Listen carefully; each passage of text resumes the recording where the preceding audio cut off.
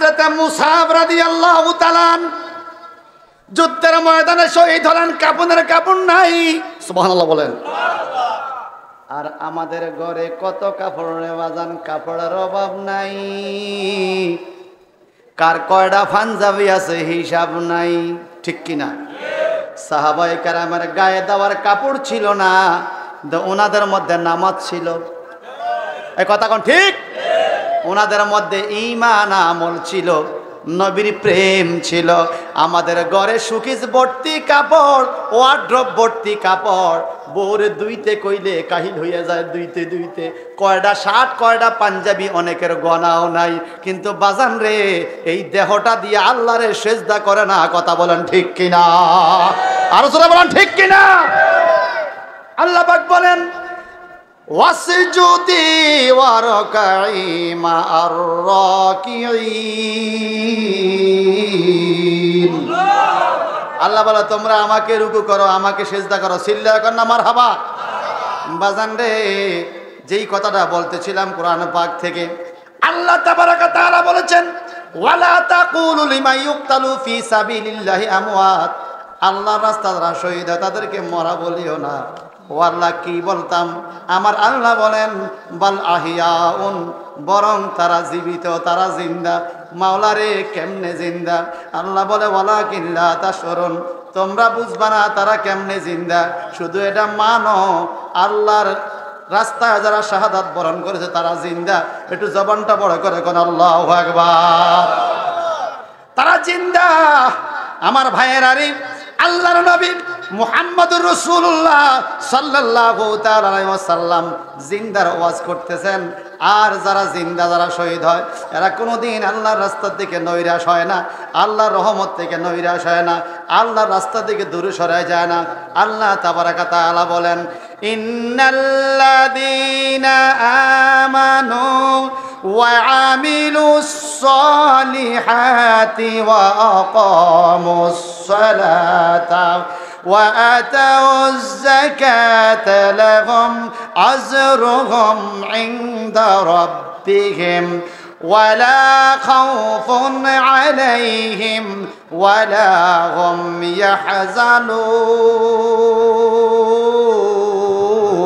ইয়াহজানুন। যারা আল্লাহর উপর ঈমান আনে এবং নেক আমল করে, ওয়া কামাস সালাতা, নামাজ কায়েম করে, ওয়া তাও যাকাতা, যাকাত দান করে, আল্লাহ বলে আজরুহুম ইনদা রাব্বিহিম, আল্লাহর কাছে তাদের জন্য পুরস্কার রয়েছে। ওয়ালা খাউফুন আলাইহিম ওয়ালা হুম ইয়াহজানুন, তাদের কোনো ভয় নাই, তাদের কোনো চিন্তা নাই, তারা দুনিয়াতে ভীতু হবে না, আর পরকালে তাদের কোনো চিন্তা থাকবে না। তাদের অবস্থা কি হবে? আমার আল্লাহ পাক বলেন ওয়া ইউকাফিরু আনকুম মিন সাইয়্যাতিকুম ওয়াল্লাহু বিমা তা'মালুনা খাবীর। জীবনে যত পাপ করেছো, পাপের বোঝা লইয়া যদি যুদ্ধের ময়দানে যাও রে বান্দা, তুমি আল্লাহর নবীর জন্য যুদ্ধ করেছো, ইসলামের জন্য যুদ্ধ করেছো, যদি যুদ্ধের ময়দানে শহীদ হইয়া যাও, তোমার জীবনের সকল গুনাহ আল্লাহ মাফ করে দিবে। তুমি যত কাজ করো আমার আল্লাহ সকল কাজের খবর রাখে। এই কাজগুলো তোমার নেক হবে, এই কাজগুলো তোমার কাফারা হিসাবে আদায় হবে। কেন রে বাজান? আল্লাহ তাবারাকা তাআলা বলেন তোমরা যুদ্ধ করতে করতে করতে করতে যদি শহীদ হয়ে যাও, তোমরা নিজেদেরকে জিন্দা মনে করবা, আর যুদ্ধের ময়দানে যারা যায় তাদেরকে আল্লাহ জিন্দা বলেছেন। আল্লাহর হাবিব বলেন আল আম্বিয়াউ আহিয়াউন ফি কুবুরিহিম, সমস্ত নবীরা তাদের নিজ নিজ কবরে জিন্দা। ইউরজাকু, সুবহানাল্লাহ বলেন। এদেরকে রিজিক দেওয়া হয়। ওয়ায়ুসাল্লুনা, তারা কবরের মধ্যে নামাজ আদায় করে, নবীরা রিজিক পায়, নবীরা নামাজ আদায় করে। জবানটা বড় করে কন্যা সুবহানাল্লাহ। ভাইজান রে, আল্লাহ পাক রব্বুল ইজ্জত বলেন তোমরা আল্লাহর কাছে সাহায্য চাও, আমরা সাহায্য চাই কি চাই না? আওয়াজ দিয়া কোন আর জোরে। কেমনে সাহায্য চাইবা আল্লাহর কাছে? আল্লাহ পাক শিখিয়ে দেয় ইয়া আইয়ুহাল্লাযীনা আমানুস্তাঈনু বিস-সাবরি ওয়াস-সালাহ ইন্নাল্লাহা মা'আস-সাবিরিন।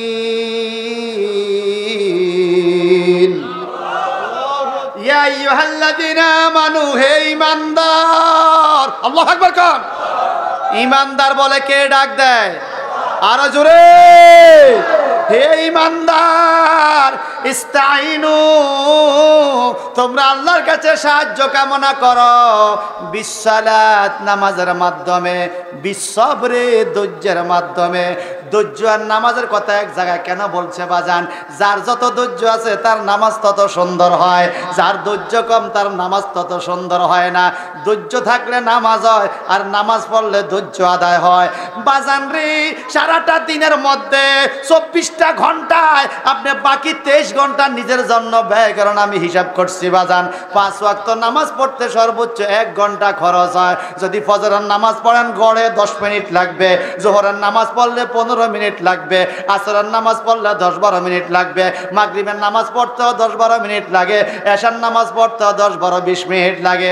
গড়ে 1 ঘন্টা সময় যদি আপনি আল্লাহর জন্য নামাজে দাঁড়াইয়া থাকেন, বাকি 23 ঘন্টাতে আপনি নিজের জন্য করলেন। এই 1 ঘন্টা সময় নিজেরা নিজেদের জন্য ব্যয় করতে চায় না, আল্লাহর কাছে ব্যয় করতে চায় না।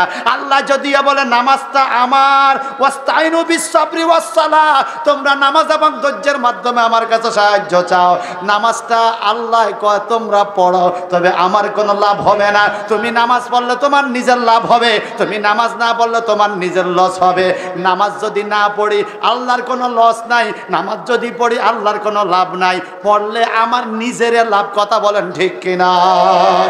আওয়াজ দিয়ে এখন ঠিক কিনা? হযরত মুসা রাদিয়াল্লাহু তাআলা আনহু যুদ্ধের ময়দানে শহীদ হলেন। শহীদের পরে আমার নবীজি কয় কি করবা? তাকে একটা কাজ করো, তোমরা হযরত মুসাকে তো দাফন করতে হবে। ও আল্লাহ, দাফন কিভাবে করব? আমার নবীজি বলেন, দাফন করার টাইমে মাথাটা কাপড় দিয়ে ঢেকে দাও, আর পাওগুলো ঘাস দিয়ে ঢেকে দাও, তবু আমার দোস্তরে জান্নাতের দিকে আগাইয়া দাও। চিন্তা করছেন? বেহেশতি মেহমান ঘাস দিয়া কাফনের কাপড় বানায়, পাগুলো ঘাস দিয়া ডেকে দাও, আর মাথাটা কাপন দিয়া ডেকে দাও। জান্নাতি মেহমান এখন জান্নাতে গেলে, এখনই তো ওনারা, এখন জান্নাতে গেলে এখনই তো ওনারা জান্নাতের সার্টিফিকেট পাবে, এখনই তো ওনারা বেহেশতে যাবে। কথা বলেন ঠিক কিনা? কিন্তু আল্লাহ পাক বলেন এরা জান্নাতি মানুষ, এদেরকে তোমরা কাপনের কাপড় তো পাও না, ঘাস দিয়ে দাফন করো। জোরে কন্যা সুবহানাল্লাহ। আর আওয়াজ দিয়ে বলেন, আমাদের দেশে তো ফকির মেকি মিসকিন পাগল মরলেও এলাকার মানুষ টাকা ঢোকা উড়াইয়া কাপনের ব্যবস্থা করে। তখন এই ব্যবস্থাও ছিল। মুসা রাদিয়াল্লাহু আনহুর সে হাদিস বুখারী শরীফের মধ্যে আসছে, জীবন দিয়ে দিয়েছে রাসূল পাকের জন্য। সুবহানাল্লাহ বলেন আর জোরে। ভাই সাহেব, আয়াতে কারিমা তাফসীর পড়তে আমি আরেকটা কথা আপনাদেরকে শোনাচ্ছি। আল্লাহ তাবারাকা ওয়া তাআলা বলেন, তোমরা ধৈর্য নিবে। ধৈর্যশীলের সাথে কে আছে? আওয়াজ দেবেন, কে আছে? আল্লাহর হাবিব যুদ্ধের ময়দানে, এদিকে একজন নারী, একজন মহিলা উহুদের ময়দানের দিকে দৌড়াইতেছে মদিনার থেকে। আল্লাহু আকবার করুন আরো জোরে। এলোমেলো চুল, মহিলা দৌড়ায়, কারণ তার স্বামী যুদ্ধের ময়দানে গেছে, তার ভাই যুদ্ধের ময়দানে গেছে, তার ছেলে যুদ্ধের ময়দানে গেছে। এক ঘরে 3টা পুরুষ যুদ্ধের ময়দানে। মহিলা শুনতে পাইছে যুদ্ধ শুরু হয়েছে, যুদ্ধের খুব মানুষ শহীদ হচ্ছে, কতল হচ্ছে। উপায় কি? মহিলা পাগলের বেশে চিৎকার দিতে দিতে যুদ্ধের ময়দানের দিকে রওনা হয়েছে। জবানটা বড় করে কথা আল্লাহু আকবার। রাস্তার মধ্যে একজন মানুষ এই মহিলাটাকে দেখা কয়, মহিলা গো তুমি কোথায় যাও? বলে আমি যুদ্ধের ময়দানের দিকে যাই, উহুদের প্রান্তের দিকে যাই। ওই লোকটা ডাইকা কয়, মহিলা গো তুমি না অমুকের স্ত্রী, তোমার স্বামীকে আমি চিনি, তুমি যুদ্ধের ময়দানে যাইও না, লাভ হবে না। আমি এইমাত্র দেখে আসছি তোমার স্বামী যুদ্ধের ময়দানে শহীদ হইয়া গেছে। একটু জবানটা বড় করে কথা আল্লাহু আকবার। এই মহিলা কর্ণপাত করলেন না, সামনের দিকে আবার দৌড়ান শুরু করলেন। স্বামী মারা গেছে কথার মধ্যে কোনো কর্ণপাত করলেন না, সেদিকে কোনো খেয়ালে করলেন না। পথের মধ্যে আরেকজন লোক ডাইকা কয়, ও মহিলা আমি তোমাকে চিনি, তুমি সামনের দিকে যাইও না, এইমাত্র আমি দেখে আসছি তোমার স্বামী মারা গেছে, তারপর তোমার ভাইটাও শহীদ হয়ে গেছে, তোমার ভাইও মারা গেছে। মহিলা সেদিকেও লক্ষ্য করলেন না, মহিলাটা চিৎকার দিয়ে দিয়ে আবার উহুদের প্রান্তের দিকে দৌড়াচ্ছে। একটু পরে খবর নিয়ে আসলাম, আরেকটা লোক বলে, মহিলা তুমি যুদ্ধের ময়দানের দিকে যাইও না, আমি তোমাকে চিনি, তোমার স্বামী মারা গেছে, তোমার ভাই মারা গেছে, এই মাত্র আমি দেখে আসছি গো মহিলা, তোমার ছেলেটাও যুদ্ধের ময়দানে শহীদ হইয়া গেছে। একটু জবানটা বড় করে কন্যা আল্লাহু আকবার। আহলে সুন্নাত ওয়াল জামাত সভাপতি সাহেবের আগমন, মাহফিল কমিটির পক্ষ থেকে সকলে মহব্বতে বলেন মারহাবা। বিশিষ্ট সমাজসেবক জনাব খায়রুল আলম স্বপন, নাকি এটা কাটা, এটা আপনাদেরটা, খায়রুল আলম স্বপন সাহেব আসছেন, সকলে মহব্বতে কোন মারহাবা। আমি যে বলছি আমরা এখন যুদ্ধের ময়দানে আছি, আশেপাশে হাট বাজার আছে কিনা বলেন? হয়তো দোকানদাররা বলতেছে হুজুর যদি একটু ওয়াজটা নর্মাল করে তো কিছু লোক দোকানে আইবো, আমরা বেচতে পারতাম। আমি বলবো ভাই সাহেব অনেক তো বেচছেন, আপনি সব মাহফিলে আসেন, যাওয়ার টাইমে আমরা আবার কিনবো। এই কথা কোন ঠিক কিনা বলে? আমরা যুদ্ধের ময়দানেই তো আছি এখন, শয়তান ফার্ম দিতেছে বাইরে, আমরা কইছি না আমরা যাব না। এই কথা কোন ঠিক? বাজান রে, মহিলার স্বামী মারা গেছে, মহিলার সেদিকে ভ্রুক্ষেপ করলেন না, ভাই মারা গেছে খবর পাইলেন, ভ্রুক্ষেপ করলেন না। একটু পরে খবর দেয় ছেলেও মারা গেছে। কয়জন? আওয়াজ দিয়ে এখন কয়জন? মহিলা বলছি চাই না তা শুনতে, বলো কেমন আছে আমার দয়াল নবী, বলো কেমন আছে আমার নূরের নবী, আমরা যে তার আদরের উম্মত কয়দিন কেন্দেছি, রসুল আমার আল্লাহর দোস্ত আখেরি নবী,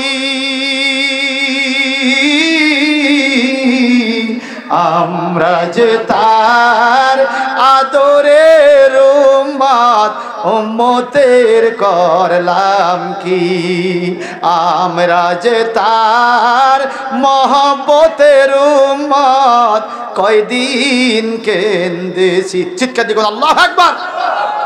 মহিলা নিজের সন্তানের মায়া করে না, নিজের ভাইয়ের মায়া করে না, নিজে বিধবা হয়ে গেছে, স্বামী শহীদ হয়ে গেছে, সেই মায়া করে না।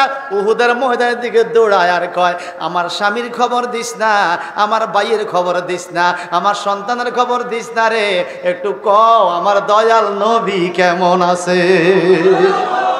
এই জন্য আমার নবীজি বলেছেন পৃথিবীর মানুষগুলো যতক্ষণ পর্যন্ত নিজের সম্পত্তির চাইতে, নিজের ছেলে মেয়ে, নিজের মা বাবা, এমনকি নিজের জীবনের চাইতে আমি নবীকে বেশি মহব্বত না করবে, ততক্ষণ পর্যন্ত সে মুমিন হতে পারবে না। আমরা রসুলের পাককে জানের চাইতেও বেশি মায়া করা দরকার আছে কিনা? আওয়াজ দেবেন আছে কিনা?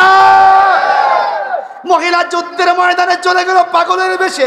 এই থেকে আমার নবীর কাছে 70 জন শহীদের খবর আসছে, 69 জন দেহের লাশ পাওয়া গেছে, 69 জন শহীদের লাশ পাওয়া গেছে। বাজান রে, কিতাবুল মাগাজি যুদ্ধ বিগ্রহ নামক চ্যাপ্টার, উহুদের যুদ্ধের খোঁজ খবর পাওয়া যায়, উহুদের যুদ্ধের ঘটনাগুলো পাওয়া যায় কিতাবুল মাগাজি বুখারী শরীফ জিলদে দুয়ামের মধ্যে, দ্বিতীয় জিলদের মধ্যে পাওয়া যায়। উহুদের ময়দানে সকল লাশগুলোকে দাফন করার জন্য ব্যবস্থা করা হয়েছে।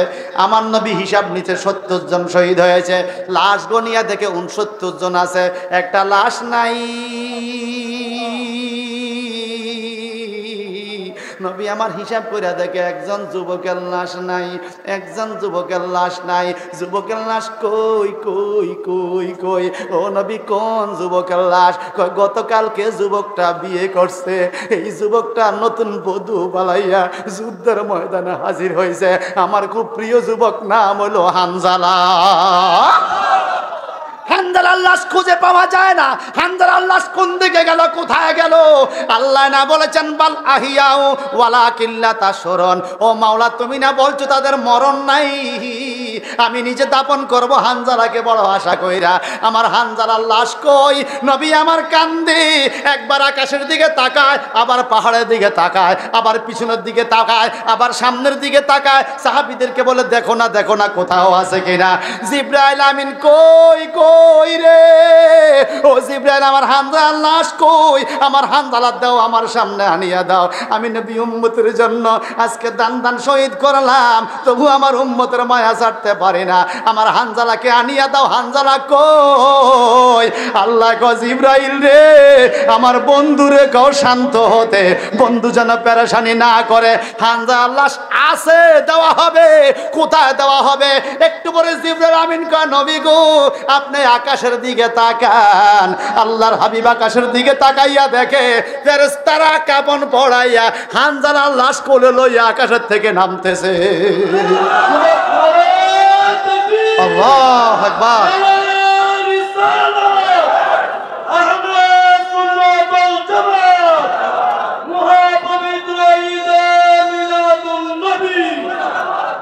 ভাই সাহেবরে, হানজালা রাদিয়াল্লাহু তাআলার লাশ আকাশের থেকে আসতেছে। নবীর সামনে আইসা ফেরেশতারা কই ইয়া রাসূলুল্লাহ, আপনার দোস্তের লাশ, যুবকের লাশ দিয়া গেলাম।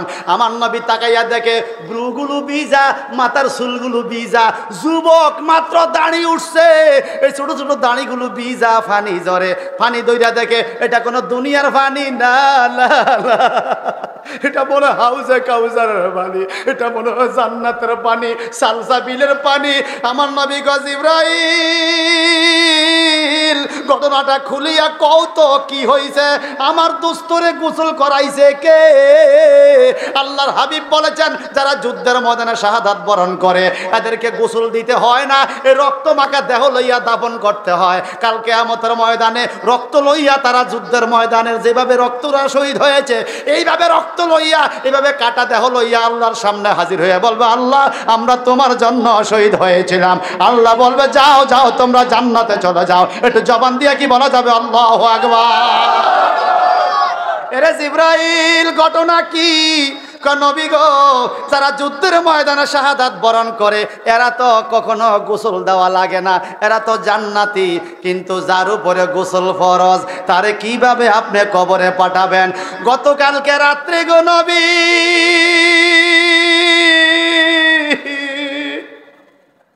হানজালা যাত্রা করে বাসরে গেছে, বিবির সাথে রাত্রি যাপন করছে গো নবী।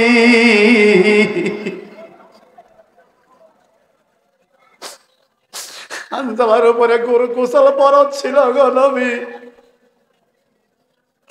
হানজালা গোসল করতে গেলে সময় নষ্ট হবে। জাহান্নামের ভয় করে নাই, জান্নাতের আশাও করে নাই গো নবী। আপনার উপরে কাফেররা আক্রমণ করছে খবর পাইয়া বিবির কাছ থেকে বিদায় লয়, বিবি গো চইলা যায়, দেখা হবে জান্নাতে। ও নবী, নবী গো, হানজালার উপরে গোসল ফরজ ছিল, উনি তো গোসল করে নাই। উনি যখন শহীদ হইয়া গেল, আল্লাহ পাক ফেরেশতাদেরকে বলছে ফেরেশতারা রে, শহীদদেরকে তো গোসল দেওয়া লাগে না, সাহাবায়ে কেরাম তো সবার সাথে কাফন পরাইয়া ফেলাইবে, আমার হানজালার গোপন রহস্য তো সাহাবীরা জানে না। না রে, আসমানে লইয়া আয়ো, জান্নাতের সালসাবিলের পানি দ্বারা, হাউজে কাউসারের পানি দ্বারা আমার দোস্তরে গোসল করাও।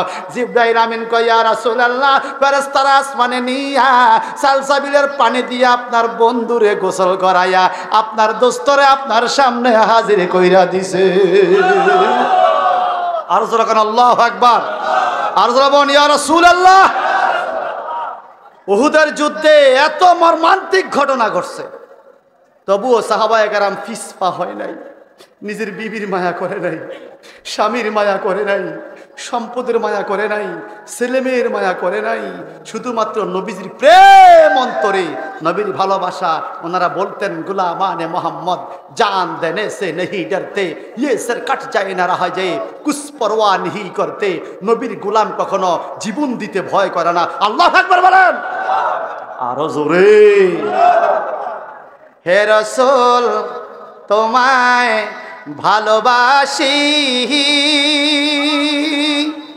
অন্তরে শুধু মুখে নয়,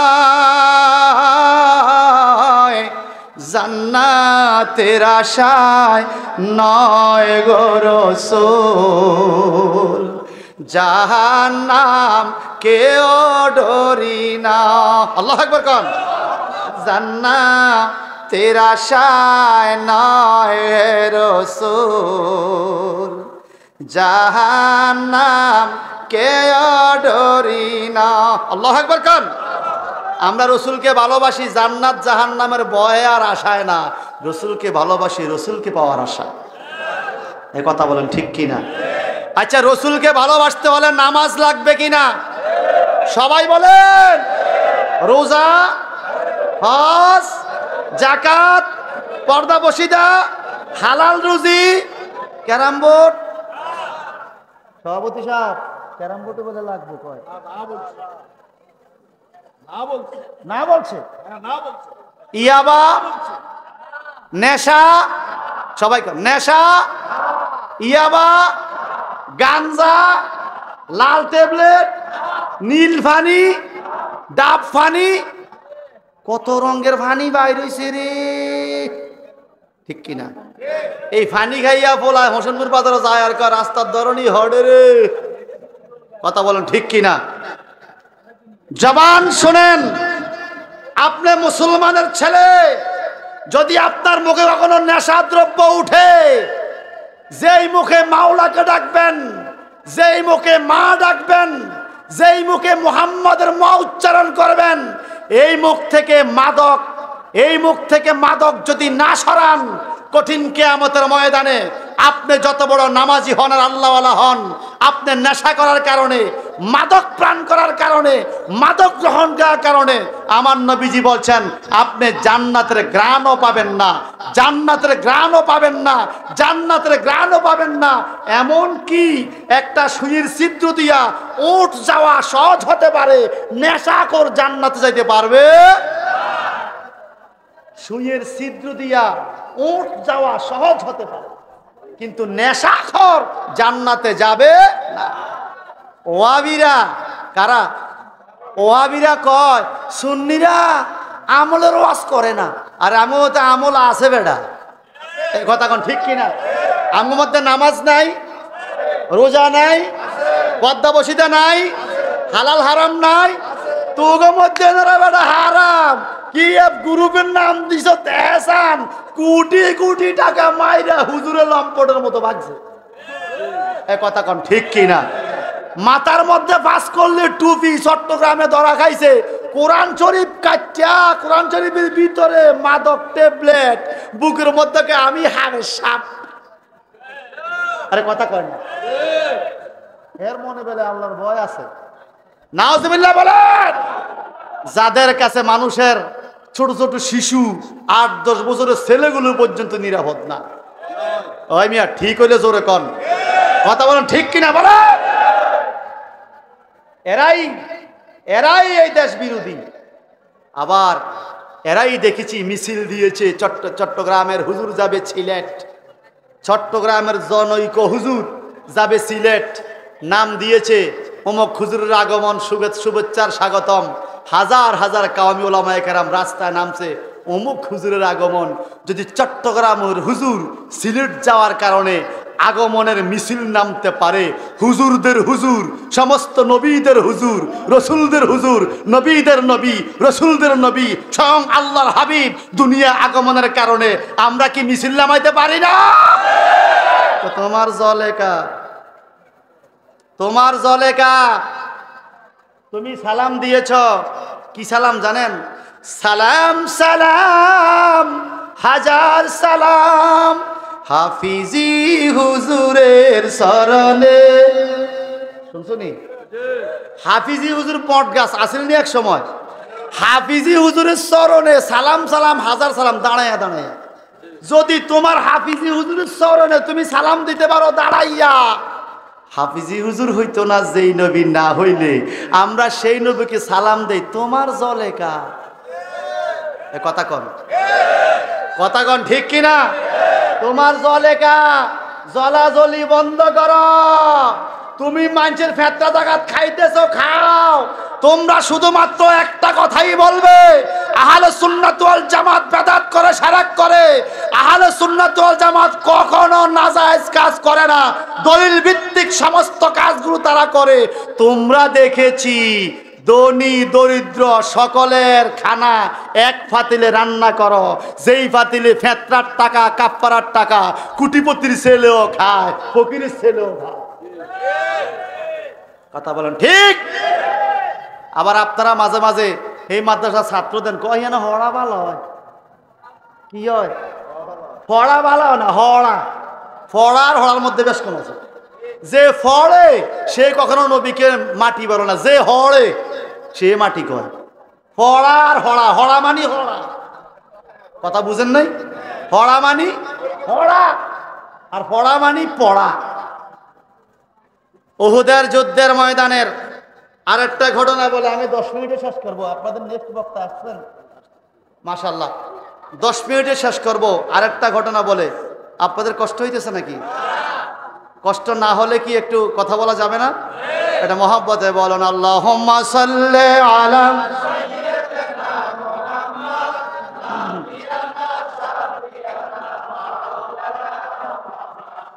আল্লাহুম্মা।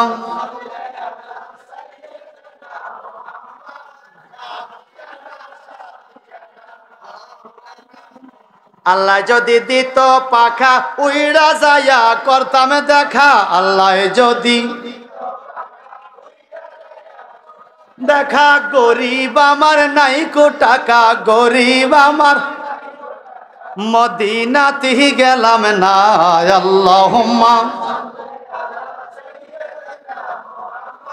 নাবিয়ানা শাফিয়ানা মাওলানা মুহাম্মদ। আল্লাহুম্মা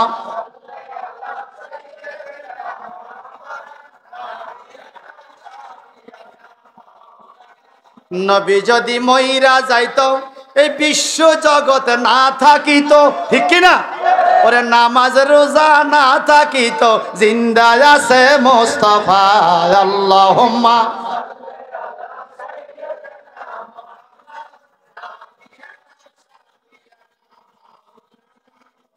এবার জবান খুলে বলেন, সাহাবায়ে কেরাম যুদ্ধ করছে কিনা? আমরা তো ওই ফিলিস্তিন যুদ্ধের জন্য যাইতে হবে না। আমাদের যাওয়ার সেই সুযোগ যদি হয় তাহলে তো যাইতাম। আমাকে তো সুযোগ নাই। কিন্তু আল্লাহ পাক কি বলেছেন? ওয়া মিন হাইসু খারাজতা ফাওয়াল্লি ওয়াজহাকা শাতরাল মাসজিদিল হারাম। বাইতুল মুকাদ্দাস থেকে নবীজি বাইতুল্লাহর দিকে চেহারা ঘুরাইয়া নামাজ পড়ার জন্য আল্লাহ পাক হুকুম দিয়েছেন। সুবহানাল্লাহ বলেন। কিন্তু বাইতুল মুকাদ্দাসটা মুসলমানদের প্রথম কিবলা। মারহাবা কোন? পৃথিবীতে তিনটা বরকতি জায়গা। প্রধান বরকতের জায়গা হলো কাবা শরীফের আঙ্গিনা। মারহাবা কোন? দ্বিতীয় বরকতের জায়গা মদিনা শরীফ। আমার নবীজি বলেন, হাররামা ইব্রাহিম আল মক্কাতা। ইব্রাহিম নবী মক্কা শরীফকে হাররামা ইব্রাহিমুল মক্কাতা। ইব্রাহিম নবী মক্কা শরীফকে হারাম মানে নিরাপদ করেছেন। ওয়া হাররামতুল মাদিনাতা। আমি নবী মদিনা শরীফকে নিরাপদ করেছি। নবী বলেন, যারা মক্কার মদিনা শরীফে আসে এরা নিরাপদ, এরা এখানে মারা গেলেও জান্নাতি। আরো জোরে আল্লাহ হাবিব বলেন, মান মাতা ফিল হারামাইন ফাদাখালাল জান্নাহ। যে মক্কা মদিনা যায় মারা যাবে সে জান্নাতি হবে। আরো জোরে বলবেন না সুবহানাল্লাহ? সেই পবিত্র ভূমির একটা অংশ বাইতুল মুকাদ্দাস। রোহিঙ্গা কি কথা কয় না? রোহিঙ্গা আমগো তো সকল রোহিঙ্গা, সিটাঙ্গেরা কেউ বহিঙ্গা উড়িয়াই জুড়ি বইয়ে। ইসরায়েল ইহুদিরা ফিলিস্তিনে আসছে, আশ্রয় নিচ্ছে। ফিলিস্তিনের মানুষ তাদেরকে আশ্রয় দিচ্ছে, তাদের দেশের লোক তাদের ফিরে বাই করে দিছে। ফিলিস্তিনের লোক তাদেরকে আশ্রয় দিছে। আশ্রয় নিছে যেই ঘরে, সেই ঘরের সাথে বেঈমানি করে। এদের শোক শরম নাই, ঠিক কিনা বলেন? কিন্তু আল্লাহর মেহেরবানি বহু আক্রমণ হয়েছে। ইনশাআল্লাহ আমরা আশাবাদী। وأرسل عليهم طيرا أبابيل ترميهم بحجارة من سجيل فجعلهم كعصف مأكول।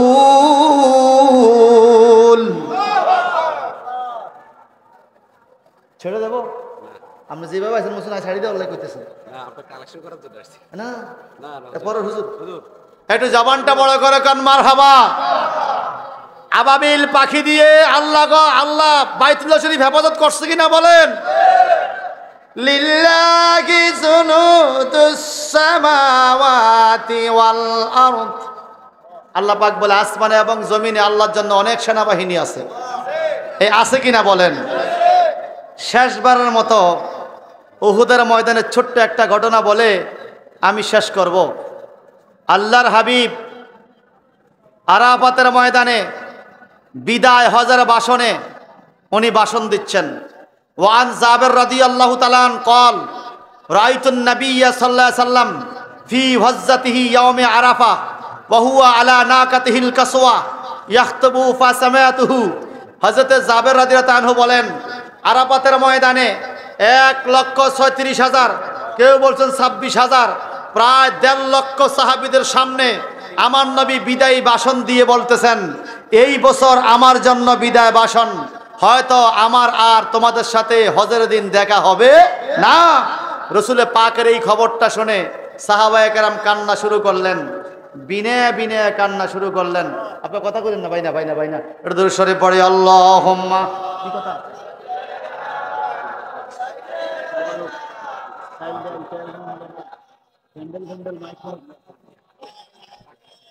সাইয়্যিদানা। আমরা একটু উহুদের ময়দানে কথা একটু শেষ করি। আপনাদের ঘুমাইছে? নবী আমার আরাফাতের ময়দানে কি দেয়? ভাষণ, বক্তব্য দিচ্ছে, যেটাকে বিদায় হজের ভাষণ বলে। আল্লাহর হাবিব একটা টাইমে বলতেছেন, তোমরা কি কেউ আমার কাছে কিছু পাইবা?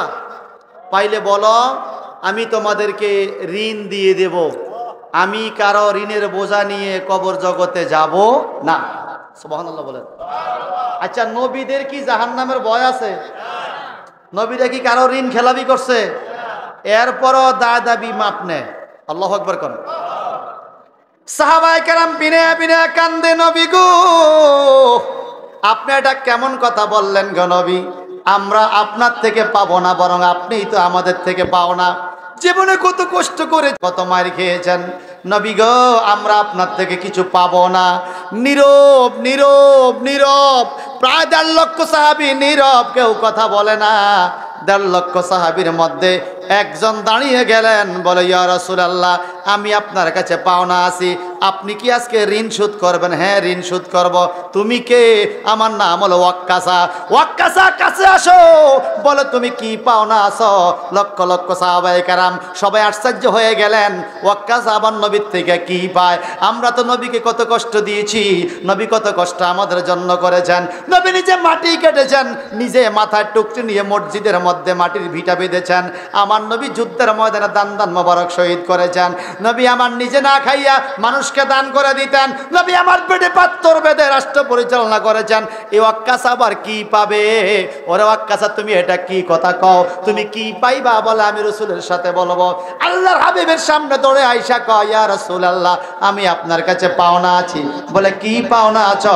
বলে আপনি আমাকে বিনা দোষে আমার পিঠের মধ্যে চাবুকের আঘাত দিয়েছেন, আমি আপনাকে চাবুকের আঘাত দিয়া শোধ করতে চাই। একটু জবানটা বড় করে কি বলা যাবে? আল্লাহু আকবার।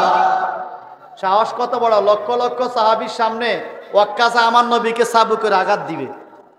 হযরতে ওমর ফারুক কি ঠান্ডা না গরম? আরো জোরে, আরো জোরে। তলোয়ারটা বাইর করে ফেলাইছে। আমার নবীকে থামো থামো, তাকে আক্রমণ করা যাবে না। হুজুর সে আপনাকে চাবুক মারবে, আমি ওমর থাকতে। আল্লাহু আকবার। বলে ব্যাপারটা কি বলো? বলে ইয়া রাসূলুল্লাহ, নবী গো, উহুদের ময়দানে যুদ্ধ শুরু হয়ে গেছে 3য় হিজরিতে। আমি গমের কাজ করি, গম কাটি। হঠাৎ করে খবর পাইছি আপনি যুদ্ধের ময়দানে। আপনি যুদ্ধের ময়দানে শুই না, আমি বাড়িতে যাই নাই, খবর লই নাই। নবী গো, এই গমের কাছে লইয়া যুদ্ধের ময়দানে হাজির হয়েছে, আপনার কি মনে আছে? বলে হ্যাঁ, আমার তো মনে আছে। সুবহানাল্লাহ বলেন। ওয়াক্কাস রাদিয়াল্লাহু তাআলা গম কাটার কাছে লইয়া যুদ্ধের ময়দানে হাজির হয়েছেন। আমার নবীজির পিছনে নবী সামনের দিকে তাকাইয়া যুদ্ধ হাঁকাইতেছে, চাবুক দিয়ে গোড়াকে খেপাইতেছে আঘাত করে করে। হযরত ওয়াক্কাসা পিছনে খালি শরীর, শুধু ছোট্ট একটা কাপড় গরমের জন্য খালি শরীর লইয়া এই যুদ্ধের ময়দানে হাজির। গমের কাছে হাতে, চাবুকের আঘাত ফিটের মধ্যে লাগছে ওয়াক্কাসার পিছন দিক দিয়া।